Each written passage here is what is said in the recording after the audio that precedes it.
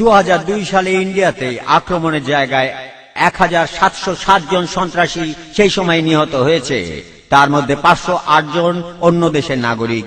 কাশ্মীরে গত 17 বছরে এ পর্যন্ত মারা গিয়েছে 80,000-এরও বেশি মানুষ, অনেকে স্রেফ হারিয়ে গেছে। একই ঘটনা ঘটেছে পাঞ্জাবে সে সময় খালিস্তানিদের বিদ্রোহ চলছিল, হাজার হাজার মানুষ স্রেফ হারিয়ে গেছে, কেউ জানে না তাদের কি হয়েছে।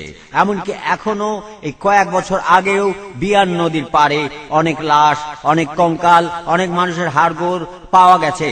মনে আছে, আমি সেখানে গিয়েছিলাম, একটা এনকোয়ারি করেছিলাম। আমি সেখানে গিয়ে সেটা লক্ষ্য করলাম, সেখানে লোকজনদের সাথে কথা বলেছিলাম, কয়েকটা বাড়িতেও গিয়েছিলাম।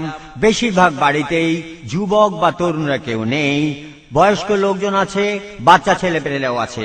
কেউ বলতে পারে না তাদের কি হয়েছে। তাদেরকে পুলিশ স্টেশনে নিয়ে যাওয়া হয়েছিল গভীর রাতে, আর পরের দিন তারা আর ফিরে আসেনি। তাই কথা হলো, ভায়োলেন্স একটি অবিরাম প্রক্রিয়া, খুন আর বদলা খুন। কাশ্মীরে আর মণিপুরে, আমি মণিপুরে গিয়েছিলাম, সেখানেও একই অবস্থা। ছত্তিশগড়ে হয়েছে, তেলেঙ্গানায় হয়েছে, এরকম আরো অনেক জায়গায় খুনোখুনি নিয়ম হয়ে গেছে।